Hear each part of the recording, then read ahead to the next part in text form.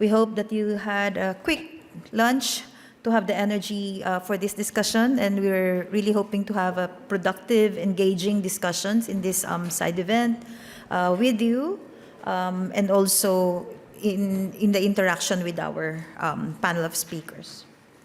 So, I'd like to introduce myself. I'm Neth Daño from the Philippines. I'm from the Action Group on Erosion, Technology and Concentration, or etc. group. We're a small civil society organization with offices in Canada, Philippines, Mexico, and colleagues in many other places. We track and monitor new and emerging technologies and how they impact communities, marginalized communities.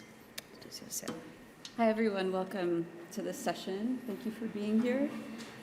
My name is Tamra Gilbertson. I'm the Climate Justice Program Coordinator for the Indigenous Environmental Network. And I just want to start with a brief statement and then pass it back over to my colleague Neth to introduce our first speaker. So thank you again for being here. Over the past 20 years of carbon markets, carbon offsets, and REDD+, these market-based mechanisms have failed to deliver greenhouse gas emissions reductions. We do not have time for these faulty replications and expansions of carbon markets like we're seeing now being negotiated in Article 6. The focus of the talks here at the UNFCCC COP28 should be about, or must be, about phasing out fossil fuels at source if we are to fight for environmental and social justice. Yet we continue to see a push to shift language and meaning to undermine any meaningful attempt to phase out fossil fuels and uphold the rights of Indigenous peoples.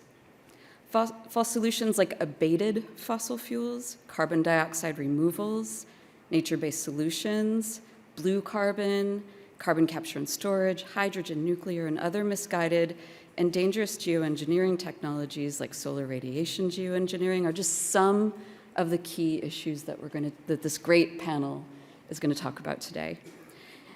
And we will continue to explore the false solutions that create a barrier to real and meaningful environmental, climate, and social justice. Thank you. Thank you, Tamra. And as we have promoted together with this side event, we are calling for Article 6 to respect the inherent rights of Indigenous peoples, to respect gender justice and the integrity of the environment. We will be presenting examples from different regions to be presented by colleagues and comrades from various civil society organizations and social movements. So this event will explore the links and interactions between carbon markets, geoengineering, forest conservation, and the real solutions needed on the ground to achieve climate justice. As we mentioned, we have 5 esteemed panelists. I have the pleasure to introduce the first panelist, Panganga Pungowiyi, who is an indigenous mother from Sivunga, located on the Dena'ina Islands in the so-called Anchorage, Alaska.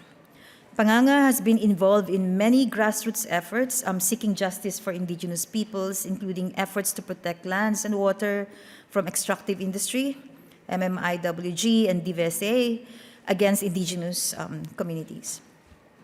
Social justice and healing are recurring themes woven within Panganga's personal and professional life. Many years were spent developing and hosting communal healing spaces for historical trauma and colonial oppression. And most recently, Panganga began training as a tribal healer and birth worker in the so-called Bering Strait region. So I'd like to introduce Panganga, who is IEN's climate geoengineering organizer. So you have the floor. Kuyakamsi wanga atka bangangang nang naka bangawi wanga adaka alanatra manaka Kirsten Nugak Pass wanga sivunga kami. So I'm from St. Lawrence Island, and my clan is the Kiwagami. So our island has survived several waves of genocide, colonization, the first of which was in the 1800s, the late 1800s. The European whalers came and decimated our whale population and collapsed our marine ecosystem. At the same time, Krakatoa erupted, and this caused 2 years of straight winter in Alaska. And so there was a huge famine that wiped out 99% of our population. and we survived. We repopulated our island with people from Indian Point in Siberia who speak the same language and have the same culture. We also, at the time, obviously developed strong relations with our relatives over in Russia, which was disrupted during the Cold War. During the Cold War, a military base was built on our island that was large enough to sustain 200 troops for 2 years. And when it was time for the troops to leave, they were told to take a backpack, cut the lines and leave. So they spilt heavy metal solvents and fuel on our island, which seeped into our marine mammal population and into our bodies. So we have a very high rate of cancer. In addition to this, the military exposed us to radioactive iodine injections to see if our bodies would survive longer in the cold with radiation. And so we have a long history of having been treated as both the stepping stool and the dumping grounds of Western science and Western society. And it is this history that I carry with me and the resilience that I carry with me as I talk about Article 6 and geoengineering and carbon markets. So we see time and time again how the sacrifice of peoples, generally indigenous peoples, in resource extraction and industry has led us to the climate crisis already. The false solutions potentially sanctioned under Article 6 is a continuation of that legacy. Article 6 of the Paris Agreement has been a topic of significant debate due to its potential impact on carbon markets and geoengineering. A global carbon market will have profoundly harmful impacts on indigenous peoples. Already the use of carbon markets, pricing, offsets, and the so-called technologies that accompany these are treating indigenous bodies, lands, airs, and waters like sacrifice zones. Article 6 has the potential to sanction carbon markets, while proponents argue that carbon markets provide a mechanism for countries to meet their emission reduction targets. We know that this will undermine the rights of indigenous peoples. Our indigenous communities have deep connections to our lands and rely on traditional practices that would be impacted by the implementation of carbon markets. Carbon markets not only commodify trees and land, but are now targeting whales, reindeer, and bison, all of which are crucial to our traditional ways. Additionally, the inclusion of geoengineering in Article 6 has raised alarm among those of us who have firsthand experience with geoengineering, its testing, and its promoters. Geoengineering technologies, which seeks to manipulate Earth's systems to counteract climate change, would have far-reaching and unpredictable consequences. As indigenous communities, our livelihoods and cultures are deeply tied to the natural environment, as we still recognize and respect that we are a part of nature, not outside actors who can influence nature separately from us. We have a vast multi-generational wisdom about the interconnectedness of our ecosystems that Western science fails to comprehend. We have already been subject to the testing of geoengineering technologies, including hollow glass microsphere spreading, stratospheric aerosol injection, ocean fertilization, just in Alaska. Each of these has far-reaching health impacts to our ecosystems and our bodies, which are so interrelated we consider ourselves one and the same. This includes tuberculosis, rheumatoid arthritis, drought, monsoon cycle disruption, toxic algal blooms, and pulmonary damage in our animals. All of this is done without our free, prior, and informed consent. And on top of all of this, these are used to justify exploiting other lands and peoples. The implementation of these measures on indigenous lands continues to treat us as sacrifice zones. This is what has gotten us into the climate crisis to begin with. Indigenous peoples have the right to free, prior, and informed consent regarding activities that may affect our lands, territories, resources, as outlined in UNDRIP. Geoengineering, carbon markets, and their proponents already show a lack of true, meaningful consultation and consent.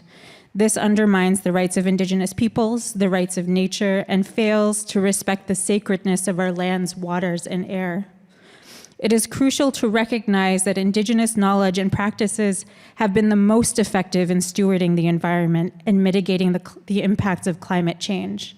Therefore, any climate agreements or policies must respect and incorporate indigenous perspectives and traditional ecological knowledge, or traditional indigenous knowledge, as we like to call it now. In conclusion, the provisions of Article 6 of the Paris Agreement have the potential to significantly impact Indigenous peoples and our rights. It is essential for policymakers and stakeholders to engage with our communities in a meaningful and respectful manner to address these concerns and ensure that any climate action respects and upholds the rights of our peoples. Thank you.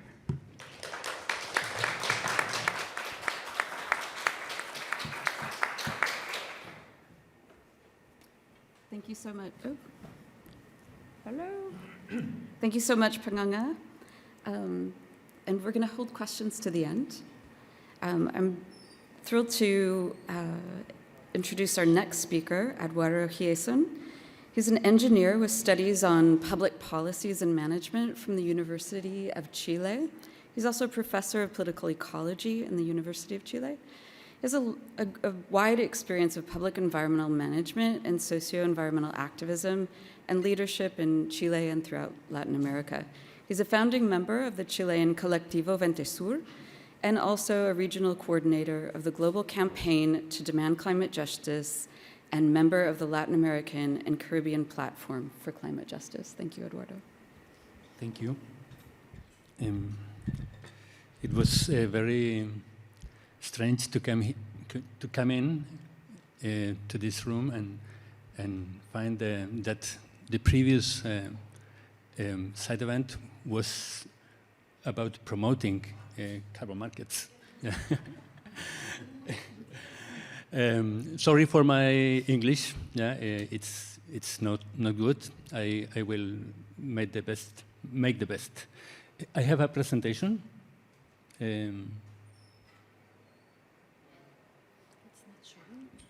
Yes, thank you. I will show to you the experience that we as DCJ from Latin America and the Caribbean are being developing jointly with the Latin American and Caribbean Platform for Climate Justice about and facing the false solutions in our region.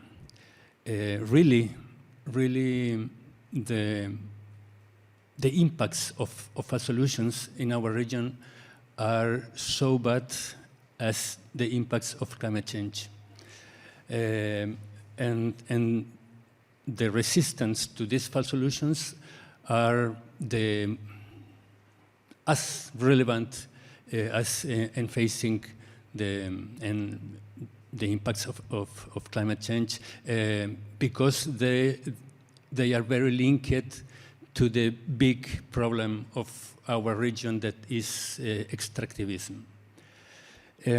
We are developing jointly a project called Stop Climate Corporate Capture in Latin America and the Caribbean that is very focused on the implementation of instrument that is a map of our solutions for our region.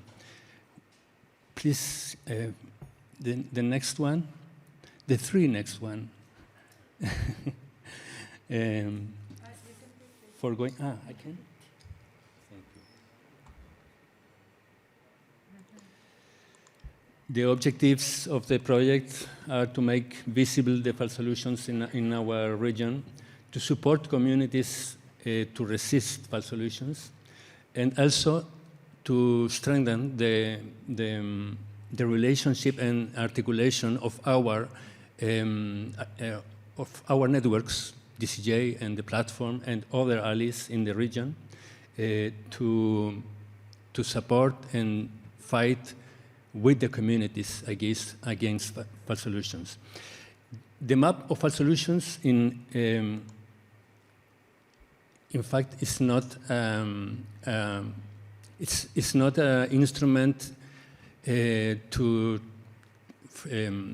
design it for tracking negotiations, but we think it is very helpful to link the real situation, the real impacts that false solutions are in the territories, in our lands, with as an income of the campaigners that are tracking negotiations also. For building the map, we were very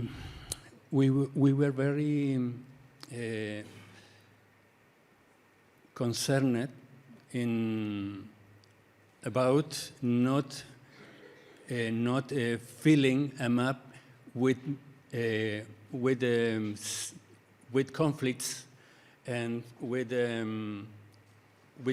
local conflicts that are not clearly related to false solutions. Then we made a very complete exercise of conceptualization of the false solutions to climate change. And the general description of false solutions is that they are presented as solutions and then supposedly help to mitigate and adapt, but they are false because they reproduce the system that causes climate change. They mainly not reduce emissions, but they opt for offsets or risky technologies that manipulate the environment and the atmosphere. And also, they generate negative impacts on communities and territories. But the first thing is that they, in fact, are presented as real solutions. And then we made a very complete work on establishing categories of false solutions. On mitigation, this is a very controversial because here in the COP and also in our countries, the fight for renewables energies are in the front of climate justice fights. Mm-hmm. But because there are many corporate projects that are not being oriented to resolve energy poverty or energy demands of people, they are also false solutions. In fact, for example, in our logo, as DCJ, there is a wind farm, but really, in our region, and we will see some examples. For example, wind farms are displacing people and affecting ecosystems more than fossil fuels plants, mm-hmm. for example, yeah, and are being increasingly opposed by communities, mostly indigenous peoples communities. Mm-hmm. The second one, inside mitigation, are the captured carbon in forests and other ecosystem and agricultural or forestry systems that are sinks of carbon, like red and plantations. Tree plantations. In my country, the tree plantations from exotic types like pines and eucalyptus are occupying more than 5% of all the country, 3 million hectares in my country. For mostly more the 1/2 of this surface by 2 companies, only 2 companies. Geoengineering,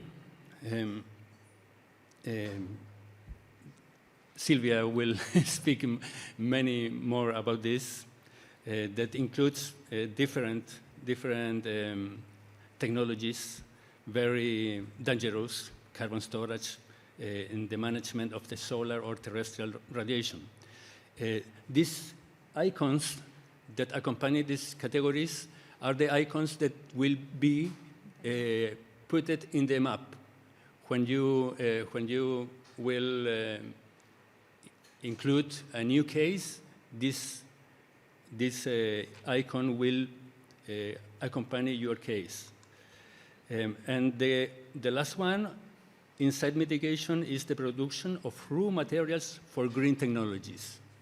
For example, in my country or in 3 or 4 countries in South America, okay, the lithium are being very, very relevant now and pushing by governments, and will produce also many impacts, negative impacts in the territories.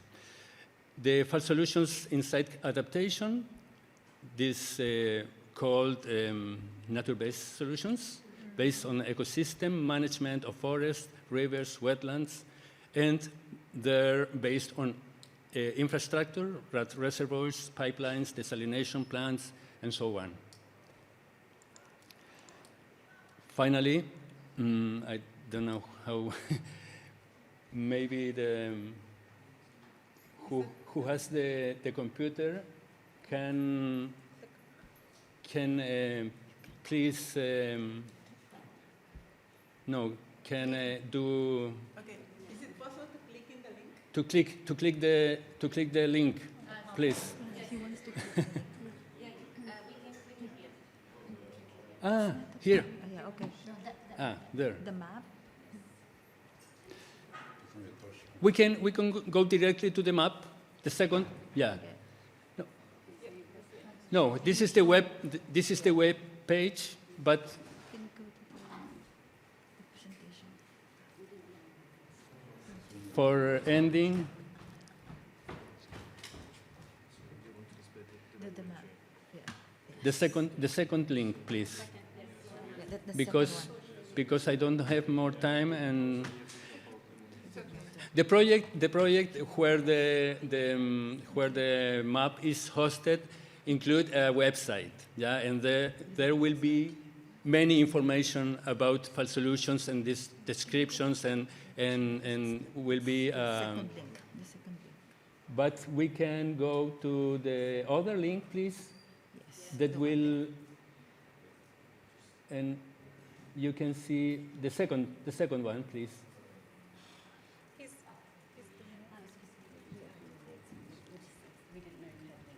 Yeah, okay, no problem, thank you. Yeah.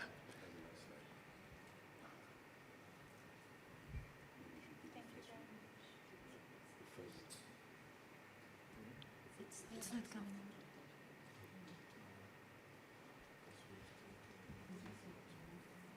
Okay, this is a beta version of the map. It's not, we have not launched the map already. We'll do it in January or February, but this is an initial. It doesn't have the icons that I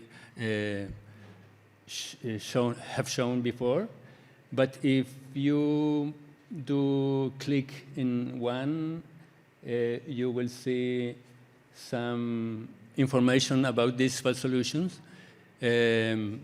It is very rigorous about the fall solutions, and this, as I said before, is not only technical information.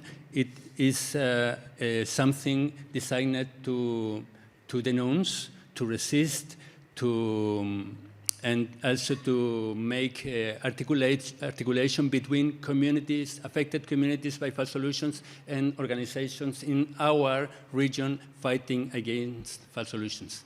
Thank you.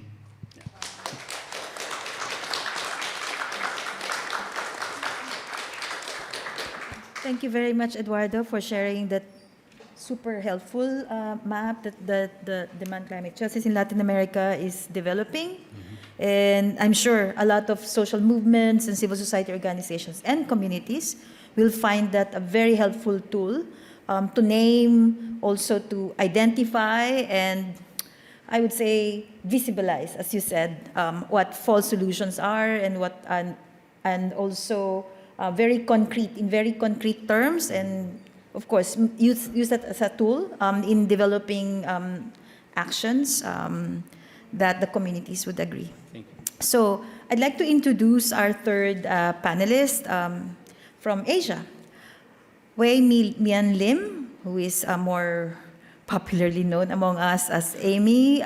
She's an independent consultant focusing on climate change, gender and climate finance. She's a member of the facilitative committee of the Women and Gender constituency.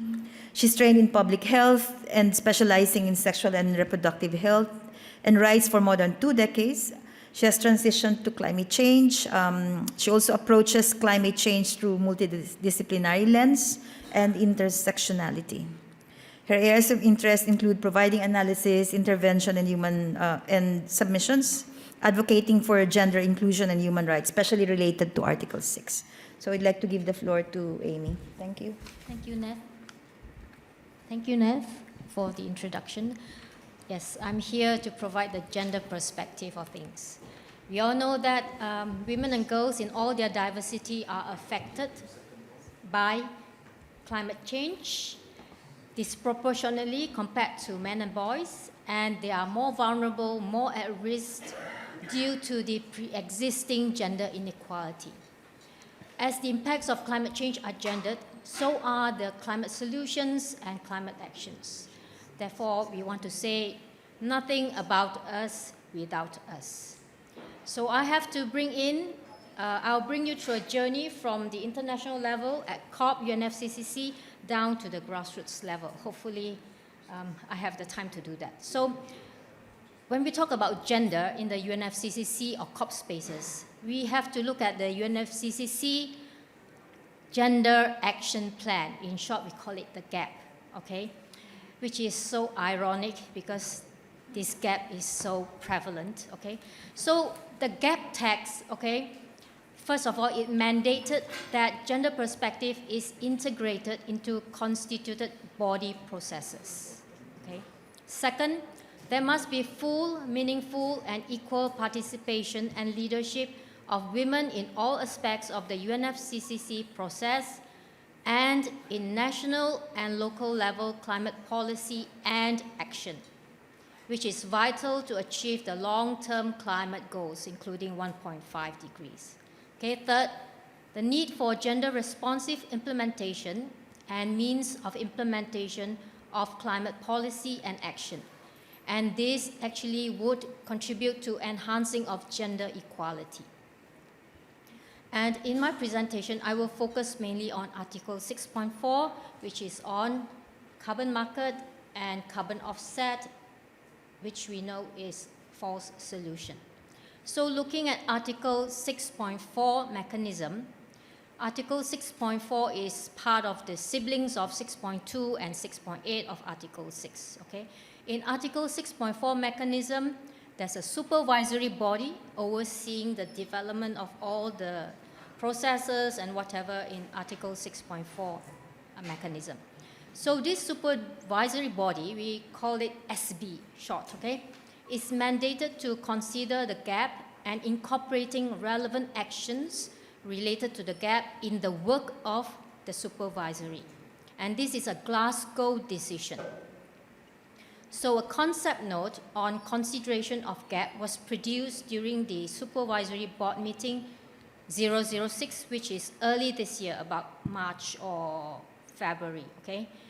And the discussion on gender inclusion took place during SB 6. And it took less than 5 minutes, okay? For this year, 2023, there's 3 SB meetings, and each SB meeting is about 4 days, and throughout this whole year, the discussion on gender inclusion took less than 5 minutes.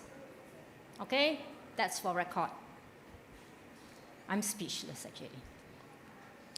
And when we look at the annual report of the supervisory body to COP, which is now, okay, they are mandated to provide an annual report to COP, okay? So there's one paragraph on gender. I will read it to you, okay? It's paragraph 23. Following the request of the CMA in decision 3/CMA3, paragraph 5.1, the supervisory body considered the Gender Action Plan and incorporating relevant actions into the work of the supervisory body and the operations of the Article 6.4 mechanism. I have no idea what that means, okay? There's no description of what has been implemented. So my conclusion is there's no movement, gender is left behind. There's no gender incorporation in Article 6.4 mechanism, okay? The blunt truth. So what do feminists want? We want gender inclusion in the development of guidance, assessments, tools, procedures, anything in Article 6.4 mechanism. We want gender to be mainstream. It's cross-cutting. That's what we want. And I want to highlight the recent development, okay? So the supervisory body has called for public input to 2 documents. One is the Appeal and Grievance Procedure document, and the other one is the Sustainable Development Tool document. So the Women and Gender constituency, we have submitted our input regarding these 2 documents. So I'm just gonna give an overview of what we have submitted, okay? So on appeal and grievance procedure, we have stated that appeals and grievance procedure is not a component of stakeholder engagement. It is not stakeholder engagement. It is a tool for justice for individual or communities affected to seek remedy in a fair, effective, and transparent manner.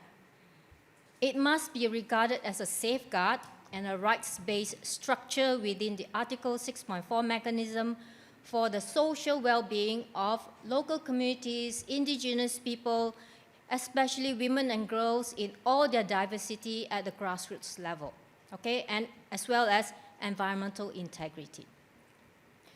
And there's even in the document that if you want to submit your grievance appeal, you have to pay a fee of $5,000 to submit that appeal, okay?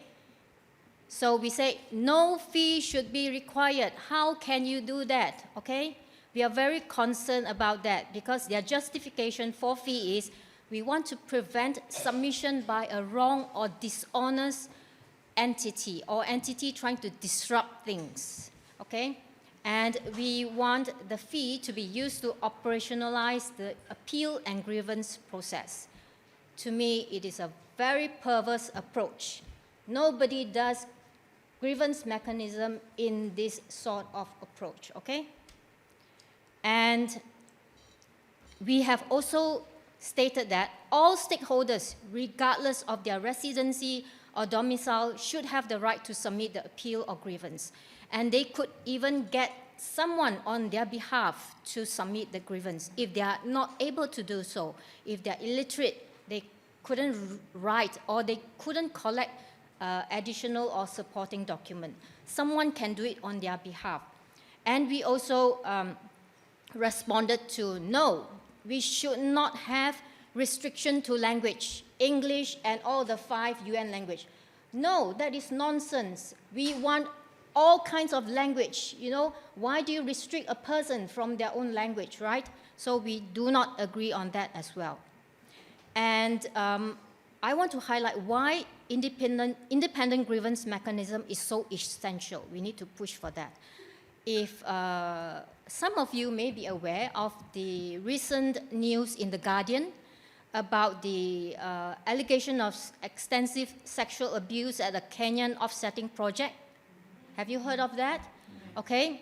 So let me just read some of the excerpts, okay? Male staff at a leading Kenyan carbon offsetting project used by Netflix, Shell, and other large companies have been accused of extensive sexual abuse and harassment of over more than a decade, following an investigation by 2 NGOs.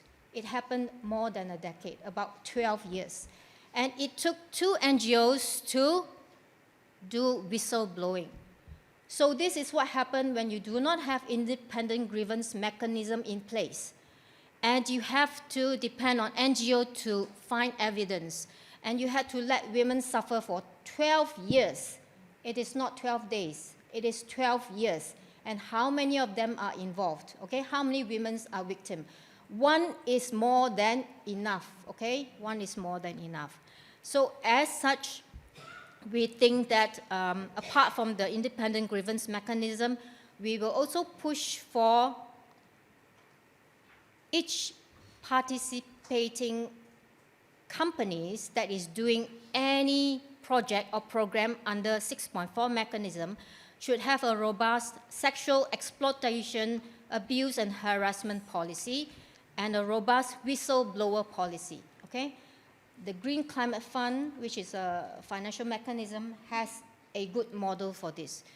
And it must be in line with international standards and CEDAW.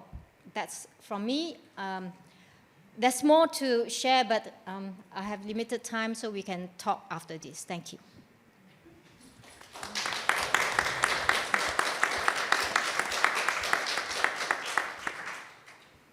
Thank you so much. It's critically important that we raise the issue of women and gender throughout this UNFCCC process, and we very rarely have the space to have those grievances or the information shared.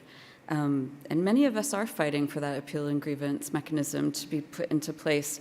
Because for me, I imagine, because after studying and traveling around the world during the Clean Development Mechanism years, which are still happening, by the way, they're still issuing credits in the CDM, we see communities next to these programs and projects that are fighting back, but don't have their voices heard. And so imagine that we have a strong and robust appeal and grievance mechanism. We're going to shut it down because there will be so many complaints. The whole system is massively flawed. Thank you. It is my great honor and pleasure to introduce our next speaker, who is a long-term activist and friend of mine, and I'm just so pleased that he's on this panel. And he also doesn't need an introduction, so I'm very pleased to introduce Nnimmo Bassey, who's an architect and director of the ecological think tank Health of Mother Earth Foundation. He's based in Nigeria and a member of the steering committee of Oil Watch International, a network that's resisting the expansion of fossil fuels, extraction in the global south. He chaired the Friends of the Earth International between 2008 and 2012. He was a co-recipient of the 2010 Right Livelihood Award, also known as the Alternative Nobel Prize. In 2012, he received the RAFTO Human Rights Award. And Bassey's work includes a few books as well, including To Cook a Continent, Destructive Extraction and the Climate Crisis in Africa, Oil Politics, Echoes of Ecological War, and several poetry collections. I think he read me his first poem. I think we were in South Africa maybe 20 years ago. And the latest collection, which will come out in 2024, is called I See the Invisible. So thank you, Nnimmo. Thank you so much, Tamra, and welcome to everyone for being a part of this conversation on real solutions instead of dangerous distractions. If you notice the way this COP28 started, the very first day was very dramatic in the adoption of the loss and damage mechanism. And, that was, I believe it was orchestrated to put us all to sleep, to say everything is beautiful, or just stand up and celebrate, we've done it all. But when you look deeply behind the scene, you find that even that mechanism is problematic in the sense that a sense of where the funding is going to come from and who is providing the funding. This is why we are concerned that the loss and damage should not be charity, but should be actually reparations for climate damage. And this is why false solutions should not come in at all, like carbon trading, generating money from carbon credits and carbon trading, and then donating it into the loss and damage fund, and showing that this mechanism to get the fund, that would be absolutely unacceptable. Yeah, so we truly can see that the entire financial mechanisms of the conferences that we'll be having over the years have led to very empty pots. The account books have been largely empty. And we want to stress that it's not for lack of money. It's not for lack of funds in the world. There are other reasons which I would like to adduce briefly. But first of all, let's say that, underscore the fact that loss and damage should be payment for irreparable damage done historically and presently across vulnerable nations, especially in the global south. And this funding ought to also include payment for reconstruction of damage done by extreme weather events where those things are repairable. Now, the big question has been, where would this funding come from? On the first day of this COP, the biggest chunk came from the United Arab Emirates, $100 million. The second chunk, big chunk, came from Germany. And then if you look at what the EU brought collectively, and then the United States brought a miserly $17 million. Now, what really disturbed me about the spread of the finance is the fact that the loss and damage ought to be predicated on the justice principle of common but differentiated responsibilities, which means that somebody's responsible for taking up the carbon budget, somebody's responsible for creating the climate crisis, and somebody's responsible for resisting action to move the discussions forward. And now all those responsible took the backseat. And UAE, who can arguably said not to be among the top ranking of those who have created the problem, stepped forward.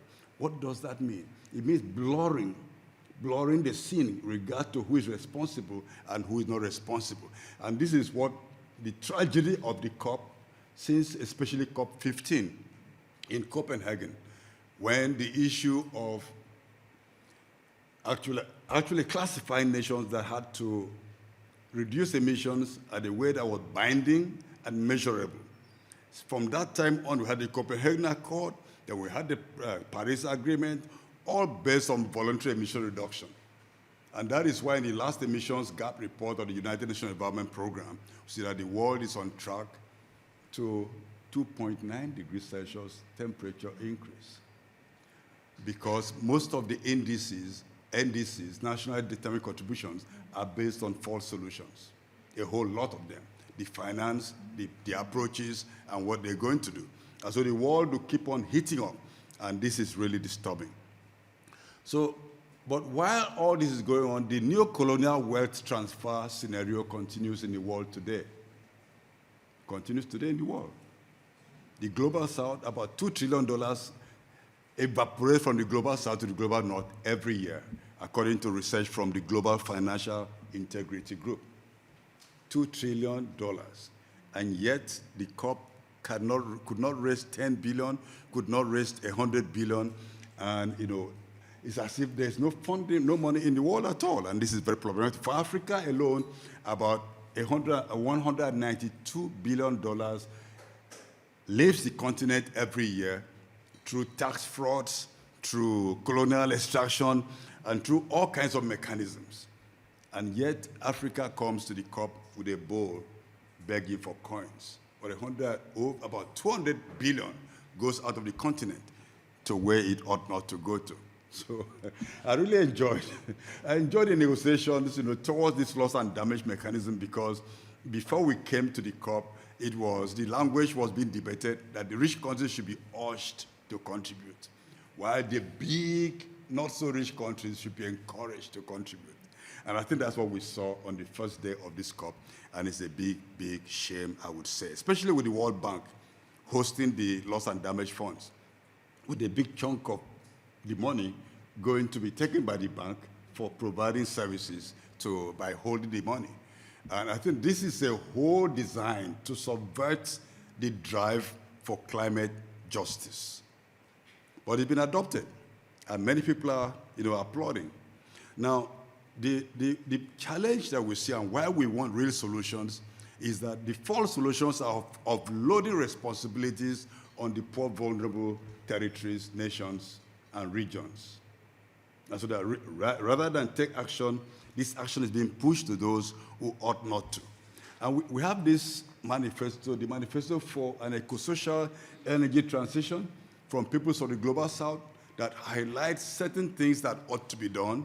Number one is to stop the expansion of sacrificial zones in the world, which was already mentioned earlier on by my sister.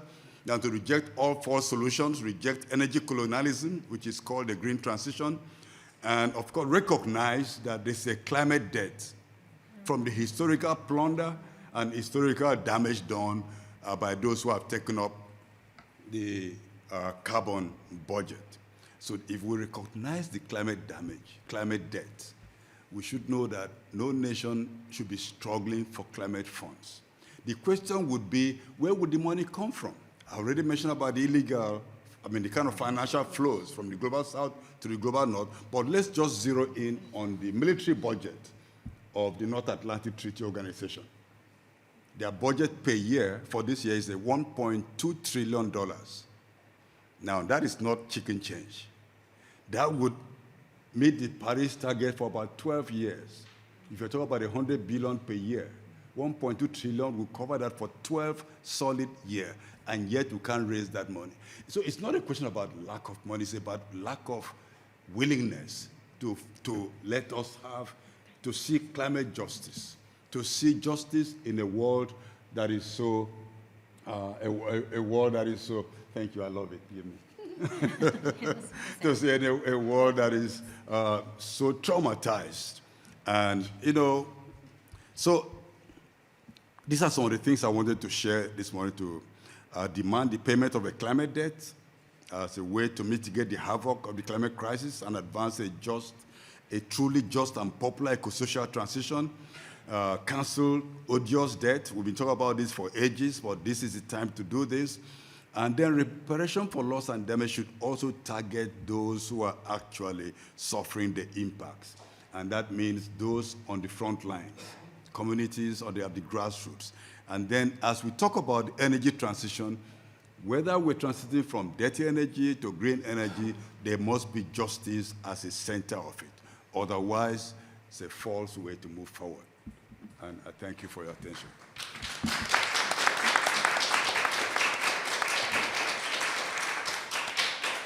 Nnimmo, for providing that, I would say, awesome snapshot of the landscape of issues, starting from the most controversial, loss and damage, and linking up to that discussion on false solutions and dangerous destructions. And I think it's important to note, the perverse reality about the south-north flow of finances and the allocation on military expenditures instead of putting it to the right direction. And you will actually hear more from Nnimmo and the rest of the panelists in the question and answer portion. I think we're doing good in terms of time, so we'll have ample time for discussion. So please reserve your questions at this point.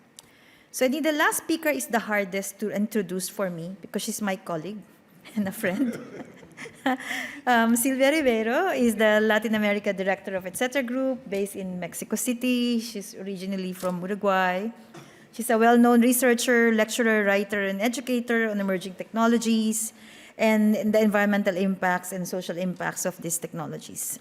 Silvia collaborates with a vast array of Latin American organizations and social movements and is part of the editorial committee of the magazine Biodiversidad, Sustento y Culturas, and regularly publishes articles in Mexico's daily La Jornada, which is I understand has the widest circulation, and other media. So she actually represents Etc. Group, particularly in the engagement here at the UNFCCC and also at the Convention on Biodiversity. So I give the floor to my colleague Silvia. Thank you. Oh, okay. Thank you, Neth, and thank you, everybody. I think This is a very diverse panel, as you have noticed, from many parts of the world, but also focusing on so many things that are so touching and real. So it's the some of the many phases of how Article 6 and the whole UNFCCC plays on the ground in many senses. And well, I will add another part, which is more related to how technology is also being used to justify, to continue with business as usual, do nothing about climate change as we are suffering everywhere. And we are in COP28, and 28 COPs ago, like 3 decades ago, we had much, much, much less carbon emissions that we have today. So in spite of this, there is a lot of these kind of false solutions that my colleagues here has mentioned, but also is a kind of trying to get in all of us a kind of amnesia, which we really won't accept. Because they are trying to say that we will solve this in the future, and we will do that with technology.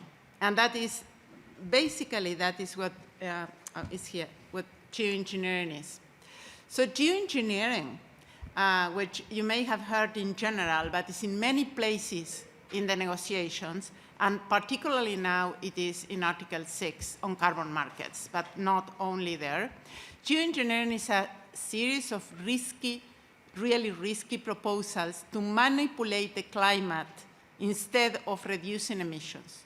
So there is no proposal of geoengineering that is about reducing emissions. All are to not go to the causes and try to suck carbon from the atmosphere, or the most extreme ones is to try to reflect back the sun to the sun that reaches the earth.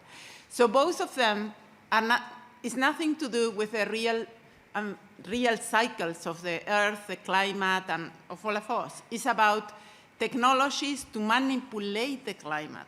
So of course, because of this, they changed the name, geoengineering, because it gives this very tangible sense of that is an engineering proposal to engineer the earth, engineer the climate instead of solving the problems. And now they call it, for instance, carbon dioxide removal. There are proposals on land, on oceans, on air. The ones that we are seeing most discussed here in the UNFCCC, and particularly now also in Article 6.4 and in others, it's not only in Article 6.4. There is, for instance, what they call carbon capture and storage. Please be careful, all of you, because it is already included in the global stocktake, the document they are discussing just now while we sit here. Article 35 in the global stocktakes, it says that they will promote carbon capture and storage. Carbon capture and storage is a technology to inject carbon dioxide in the ground. It is, okay, do I have this? Is the pointer? Yes, pointing. Well, anyway, is to inject in oil industry, is to inject in depleted oil wells, to inject carbon dioxide, to try to push deep reserves of oil. So 85% of this, which is another name for carbon capture and storage, unabated emissions. Have you heard that? Have you heard this in here? We are going to use technology for unabated emissions. Well, this is about using this kind of technology. And this is to push more oil into the surface. So it will increase greenhouse gases. Also, when you do the full cycle analysis, it is totally wrong energy balance in most of these technologies. It's not only carbon capture and storage, it's also carbon capture use and storage, or something that they call direct air capture, that are kind of giant fans that suck carbon from the air, filter it with toxic chemicals, and then do something with the carbon dioxide. For instance, sell it to Coca-Cola.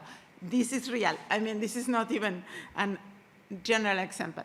So all of these technologies, basically, they will prolong the existence not only of carbon, of the fossil fuel industry, but also of increasing emissions in different ways, including through these technologies. And I wanted to show something that it was less known until very recently, which is that all these carbon pipelines, they are not just pipelines. It's even, if I can say that to someone like Nnimmo that is in Nigeria and has suffered that directly from oil pipelines, this is even riskier than oil pipelines because they can explode. It's extremely, extremely toxic. What you said, what you are looking at there is an accident in Mississippi in 2020. And the village that was several kilometers from there, 300 people ended in the hospital, also because they didn't know what happened. Like, it was so toxic, and those white things that you see there is because carbon dioxide, in this concentrated way, when they are in these pipelines, it burns everything alive, animal, vegetable, anything, everything gets burned. So it's not only that it's a false solution and it's increasing the industry, it's also that it's adding a lot of risk. And only in some countries, I think we cannot mention countries, but some countries in the north between Mexico, okay. So in some countries, this so-called Inflation Reduction Act, they will multiply by 3 the amount of pipelines that are existing today. Not only on carbon, of all pipelines.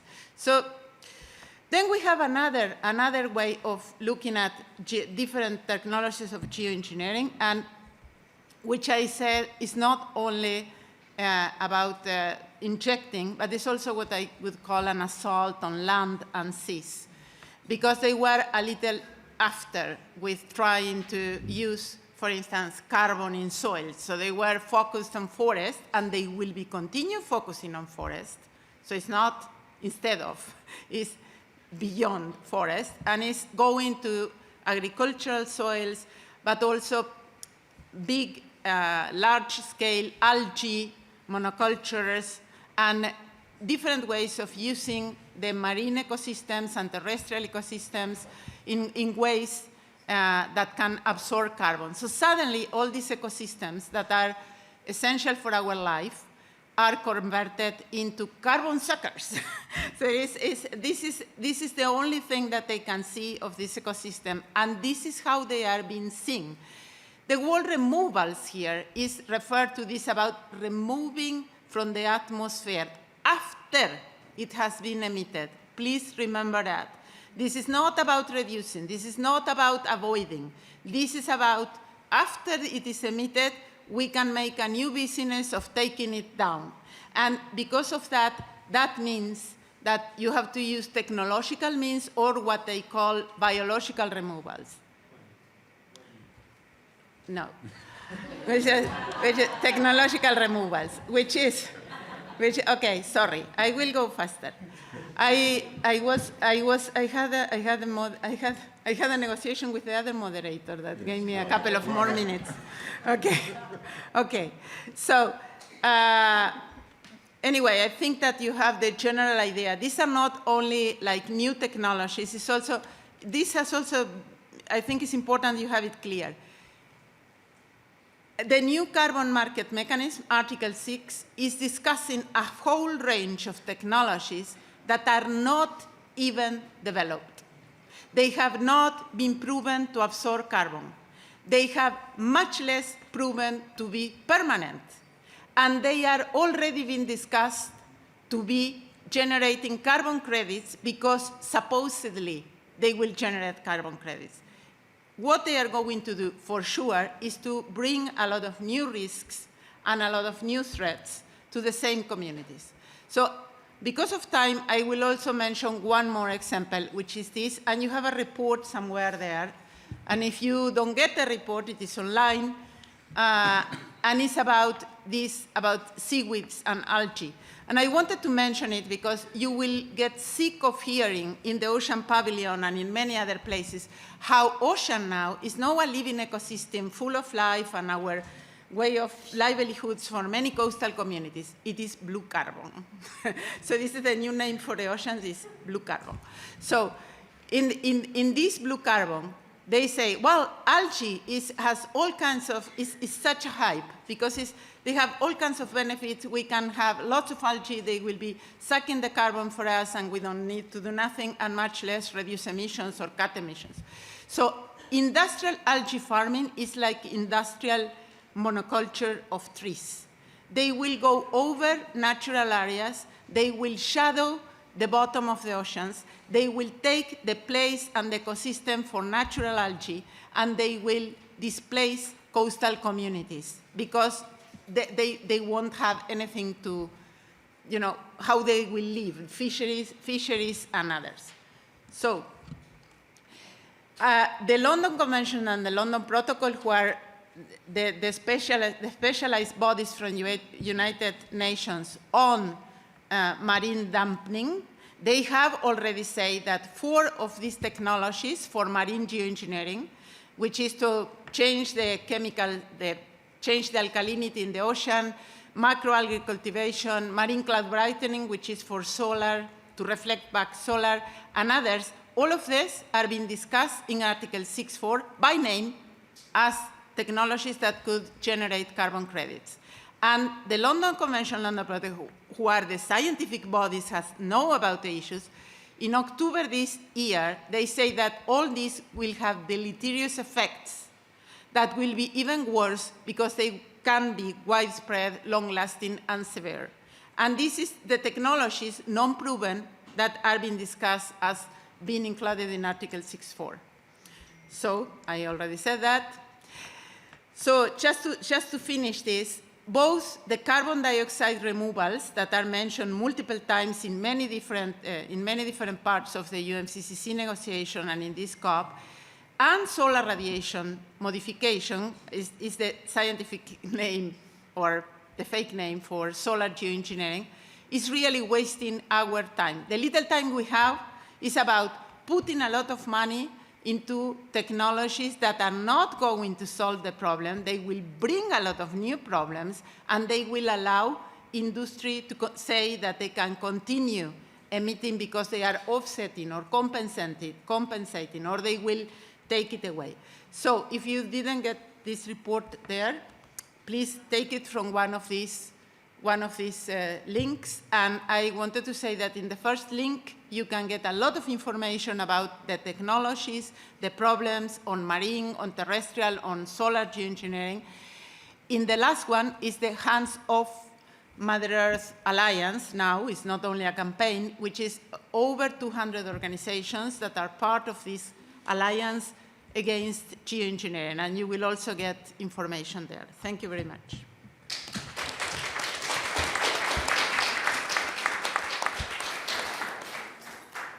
Thank you so much, Silvia, and to all of the speakers on this panel. It's absolutely critical that we understand geoengineering, because often that understanding these new technologies gives us some insight into what's coming next. Whether it's, and at the heart of this is really to prolong the fossil fuel industries.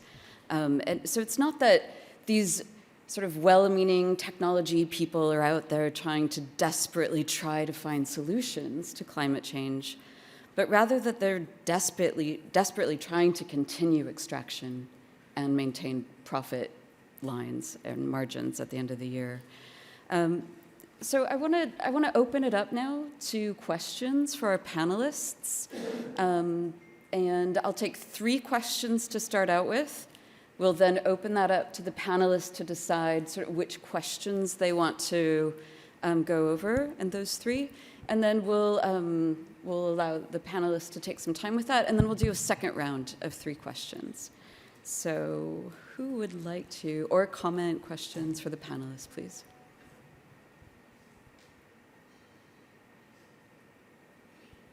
Yeah, please.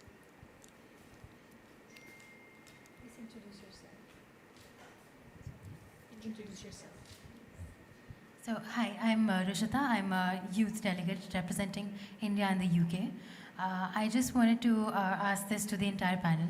I want to address the elephant in the room. Of course, you know, we understand that these solutions aren't, they are false in nature, but what solutions can be implemented to actually bring about tangible and effective change? Okay, let's take a second question. Thank you. I'm going to take 3 in a group.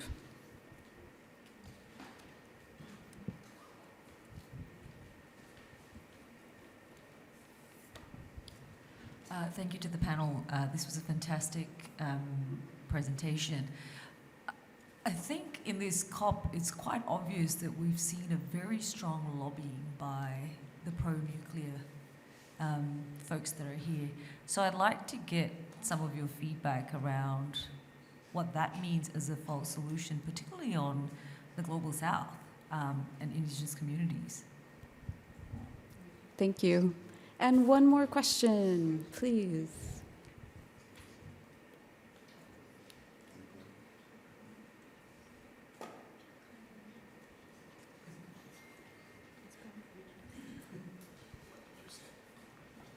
We didn't understand. We didn't understand. The question. Let's understand the question. And please introduce yourself. No, we didn't understand the words.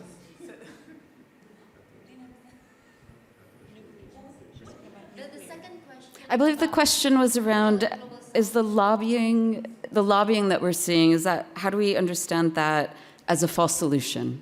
Is that correct? Yes, and also what does you know, nuclear as a solution Nuclear. mean for the Global South? So nuclear is being pushed at this COP as a solution for the Global South, and the question is, what do the panelists think about that? So it's kind of a two-parter, is that correct? Yeah, but nuclear is not just pushed as a solution for the Global South, it's pushed as a solution for the world. Okay. I'm interested in understanding what that means for the Global South. Excellently. Kindly Thank you. introduce yourself. The one who asked the question. Please. Sorry. Nnimmo, how should I introduce myself? Kavita, I'm a feminist climate activist, international human rights lawyer. I sit with the Women and Gender Constituency, CAN Australia, and the UN Human Rights Office. Thank you. Great. Thank you so much for the clarification. Hello, thank you very much for great panel. My name is Aftab Alam Khan and I'm from Resilient Future International based in Pakistan. Thank you very much for illuminating discussion. My question is about loss and damage. The way it has structured, of course, there's a big success, but there are caveats as well. For example, for least developed country and small island development state, it's very clear. But for other countries, many developing countries like Pakistan, India, other who are facing the challenge of climate change, they have only a small window of vulnerable countries. So they will have to go through a first filter for eligibility whenever they will apply for any grant regarding loss and damage. So how do you feel about this, and what could be done at this stage when the agreement is already done? Thank you. Great, thank you for the question. I'm going to summarize, if that's okay, just to sort of refresh us, and then I'll hand this over to the panelists. What solutions can be implemented? How do we think about lobbying as a false solution? Also, nuclear is being pushed here as a solution everywhere, but also some comments on how that may affect the Global South. And also our most recent question on loss and damage, and also it's being structured as a success, but for countries like Pakistan, India, and others, how do we look at that in terms of a window of possibility? So I'm going to open this up to the panelists. Does somebody want to start, or should I voluntold someone?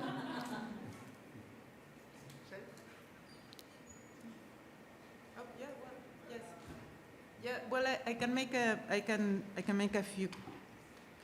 Well, on real solutions, I think this is a really important question. I always say, because we have this work in ETC group, that one of the most important real solutions is decentralized, biodiverse, agroecological agriculture and local, circles of consumption. It's because we have been working on that for a long time at ETC group. And if you extrapolate the emissions of the fossil fuel industry and the fossil fuel-based industries, you will have that almost half, including livestock and deforestation, and so are related to industrial food system. So some things are, the real solutions are to stop this kind of systems that are not even feeding most of the world, because the industrial food system only feeds 30% of the population, 30% of the population. The rest, 70% of the population of the world, is fed by small production, small food producers, peasants, women peasants, fishermen, artisanal fishermen, artisanal algae cultivators, indigenous community. These are the people really feeding the world, and particularly feeding the most that needs the food, because the others only sell the food, right? So we have that in our hands because the majority is already, dependent most on this, and we are all there, so to say. But I think that maybe, just to leave other spaces, what we need to get out of our, maybe not most of you here, but what we need to get out of this mentality is this about getting a global solutions for everybody that is the same in the same way. Like Eduardo was saying, solar or wind can be damaging depending on where it is. It's not a damaging technology in itself, it's good, but depending if it is occupying a traditional community somewhere, it's bad. So we don't have one solution. So real solutions is about diversity. Real solutions is about integrating all the forms of diversity and all the forms of knowledge in different places, and see how we can solve our lives without this crazy emission rate, right? That is, okay. That we can really do, because most of emissions are done by like 1%. So it's not difficult. Thank you, Silvia. Nnimmo, would you like to take the next question? Yes. Then I see Eduardo also wants to respond. Okay, thank you for the questions. And I want to contribute a quick one just to add to what Silvia just said about the solutions that can be taken up. I believe that one of the clear solutions is what the COP has been struggling with. They wouldn't even want to name it, and now they're struggling to use the F word, the fossil fuels.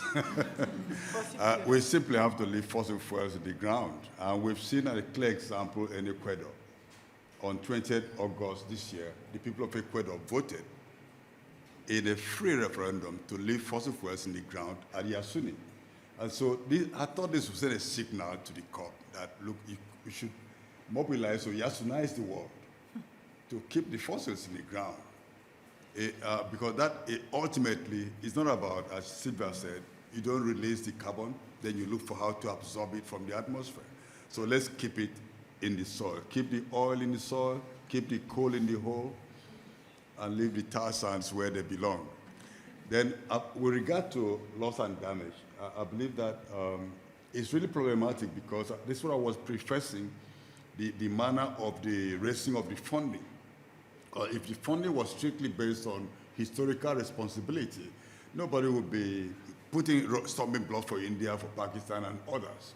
And so I think what our negotiators ought to do is to insist that loss and damage should be damage for payment for damage done historically and currently. And when we look at the historical damage done, I mean, nobody should put any stumbling block for India, who has to deal with so many people, billions, I mean, several millions of people. So I think this is what the stress should be. Great. Eduardo, and then Panganga? Yeah, thank you. Also sorry, because I have to go after, because we'll be starting the Latin American and Caribbean Assembly. Yeah. We think in DCJ, Latin America and the Caribbean, that it's dangerous to look for real solutions without having clarity that false solutions are based on false needs. the false solutions are not trying to solve real needs, the needs of the people. The false solutions are for profit, private profit, are for economic growth, are for increasing the differences, the injustice, and then we have not to look for replacing each false solution by one real solution, without asking what are the energy for and para quién o para qué y para quién. ¿Cómo se dice? For whom and what for. Then the big answer is system change or not. But we are very clear that the system will not be changed in COPs. Yeah, the system will be changed with political processes in our countries, and finally the COPs maybe will express this change, this political change, this paradigmatic change in COPs. Yeah, but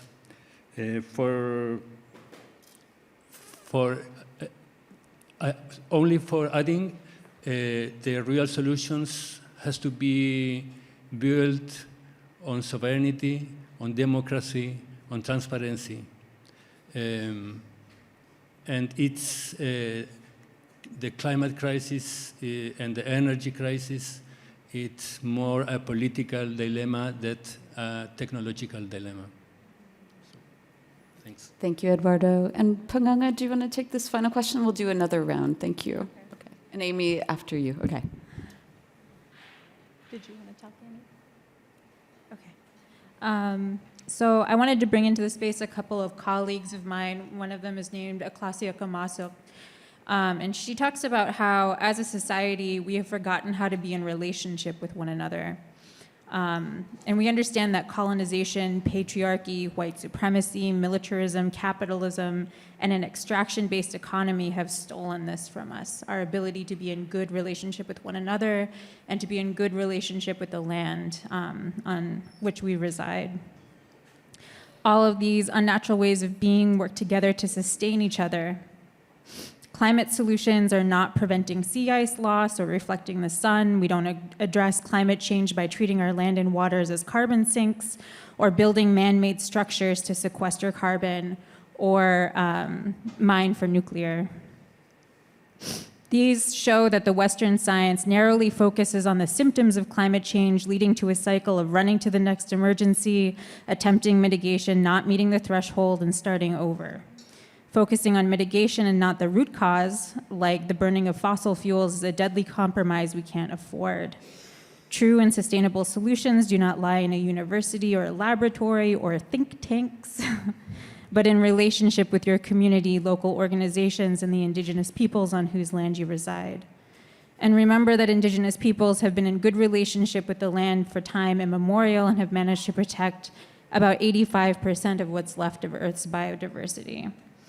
Another colleague that I really look up to is named Bentham Hwei, and he poses some questions that really made us think as Indigenous peoples across Alaska and helped kind of set a fire under us. So he asked a room full of us, what counts as knowledge, what knowledge counts, and who decides? And he said, what counts as power, what power counts, and who decides? And so I ask you, what counts as a solution, what solutions count, and who decides? And so rather than looking at a panel of people to ask what the real solutions are, maybe changing our vision, changing our perspective, to recognize that false solutions are always going to be rooted in capitalism and colonialism. So even if you had a quote-unquote safe solution, as long as it's still rooted in capitalism and the exploitation of peoples, it's going to be a false solution. And those solutions that are rooted in having healthy relationship, equitable relationship with peoples and lands, those are going to be your real solutions. Thank you so much, Panganga, for that excellent intervention and response. Amy, do you want to go ahead? I want to just respond to Kavita's question on nuclear power. So I come from Malaysia, being close to Southeast Asia countries. I'm sure most are familiar with the Fukushima nuclear plant disaster, which is more than 10 years ago. So the radioactive wastewater was currently just recently released to the South China Sea Ocean. And the Korean fishermen were making a lot of noise, but the Korean government is saying, no, we support Japan to release the water, okay? So it's political. The Japanese fishing industry is affected, and there's rumor among Southeast Asian community, we're not going to eat the fish anymore from the sea. So it will affect the fishing industry, not those big ones, but the local fishermen. And what will happen? So nuclear power is definitely not the answer. We have seen this, from Fukushima, and yet we have not learned, unfortunately. Yeah.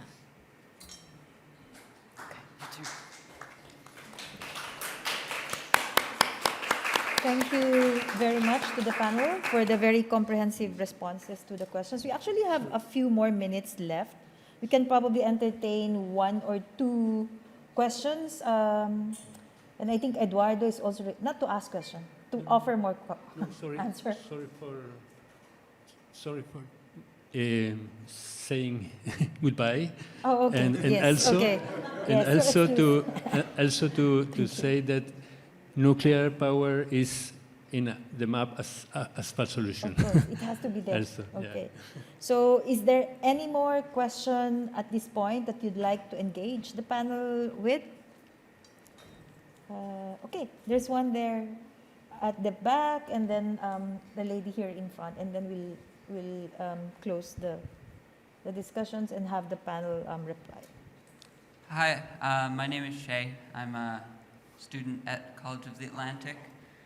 And as we know, we can see at this COP and in the world in general, there's a tremendous amount of money and power associated with the propagation of and promoting of false solutions. And I'm just wondering what advice you guys have for youth and other climate activists who want to shift the attention away from these topics, and how we can go about doing that without being overpowered by,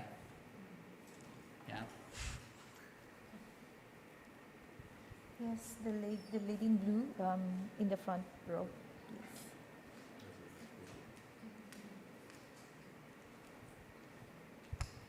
Thank you. My name is Eva Hallström, and I come from the Green Women in Sweden. I think one solution is energy efficiency.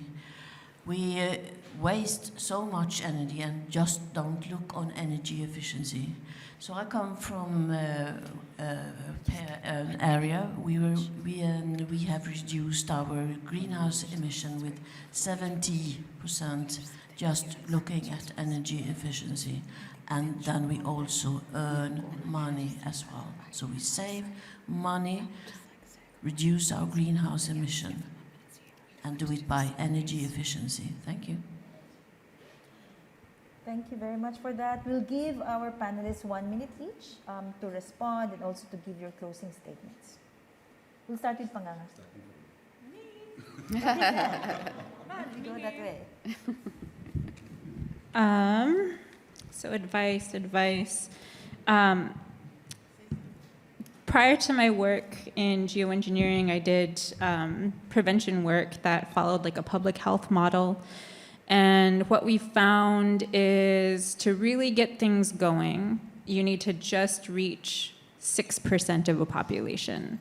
So if you can reach 6% of the population that you're trying to shift, that will start getting you the momentum. So joining actions, promoting actions, getting to know a system within COP, that's one way, but most of our work happens outside of these spaces because there's only so much influence we can have in here. A lot of the work is on the ground, so get yourself connected with us outside of this space.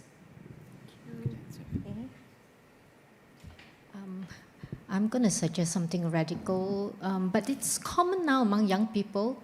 You bring your country to ICJ, you sue your country. That's what the young people are doing nowadays, right? The one or two young people, yeah, and then the Dutch young people as well, yeah. So that's one way of getting attention and waking them up. Yes, there was a question I heard at COP15 that young people were asking the negotiators, and I think it's time to ask them the question again. So if you meet any of the delegates, ask them, how old would you be in the year 2060 or, at the end of the century? If they give you a fair answer, then you can ask them how are they preparing for that.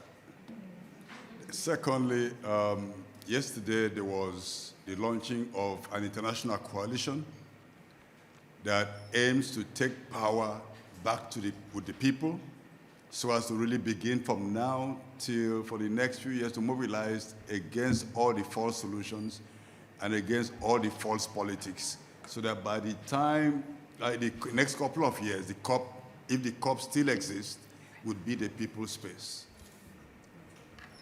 Thank you. Silvia? I think they already said Too it. much? No, okay. So thank you very much for all our panelists for giving those very concrete, even radical advice, if you call ICJ radical.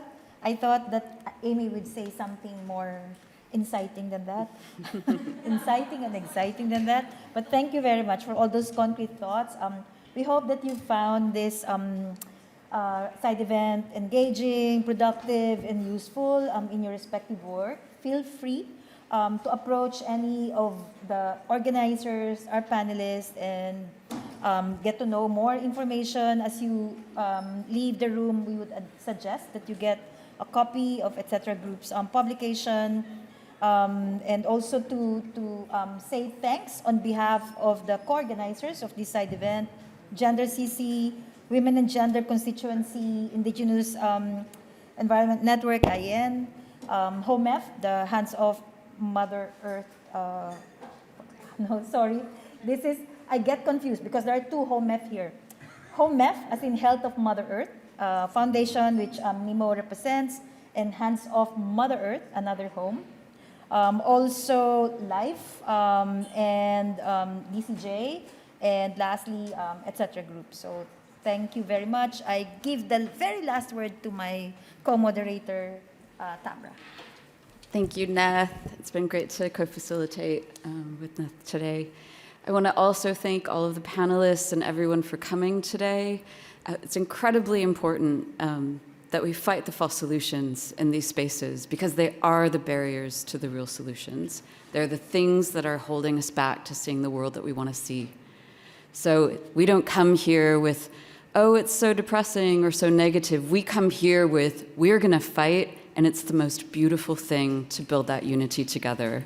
So thank you all so much for coming today.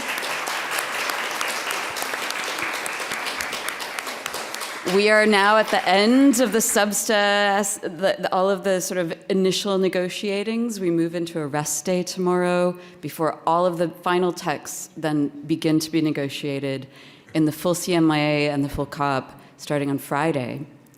So that's really when this fight begins, and I am so grateful for all of you. I want you to know that you can see our COP28 fact sheets from the Indigenous Environmental Network, and if you run over, it's really not far, to booth number 30 right now, you can grab as many of those and Hoodwinked in the Hot Houses and stickers and really cool stuff. So go now, because they're going to shut it down any minute. We really appreciate you all. Thank you all again so much. And thank you to the technical staff for the patience and the support. Yes, thank you for the technical staff for being so attentive. Really appreciate you too.